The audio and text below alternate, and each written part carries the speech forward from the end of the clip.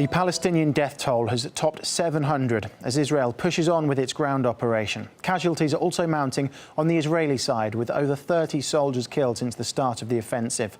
These are some of the latest pictures from Gaza.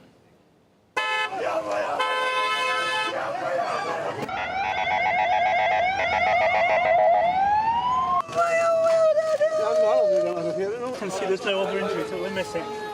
Just one roll to head.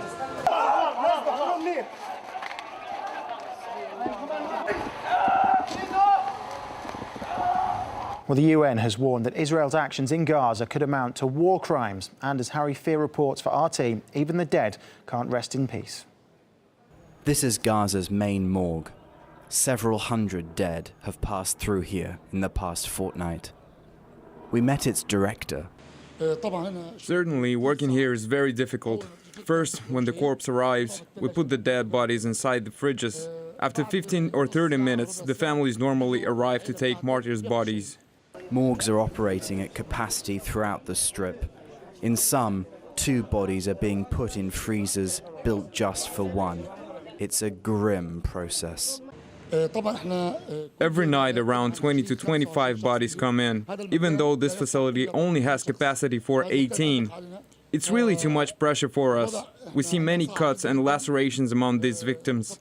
It has been incredibly hard. This job needs people with a personal conscience, with a strong heart. Bodies are taken from the morgues and swiftly buried, according to Islamic tradition. But many local cemeteries are under threat of bombardment and are simply too dangerous to use. So it's here at Gaza's main cemetery where many are forced to bury their dead. This man has buried 10 of his relatives since the Israeli operation began. We feared that they were about to attack the cemetery because the cemetery in Sheikh Redwan had been attacked twice. So people going were very afraid of standing in congregation. The cemetery in Sheikh is off limits as the Israeli army has been in that area, and everyone avoids going there. Then we went to Sheikh Redwan, but while we were there, the Air Force attacked the cemetery. During the ceasefire, we dug the grave and laid the first martyr to rest there. And as the bloodshed goes on, Gaza's cemeteries are running out of space.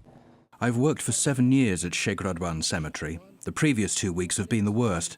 In some cases, we've had to dig up old graves to make room for relatives. Where do I start? The morgues bring way too many bodies here. We put 3 bodies in one grave because we don't want the relatives to go to dangerous places, which are off limits.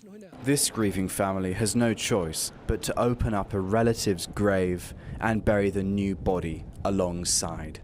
You may have thought that at least Gaza's cemeteries would be spared the din of war.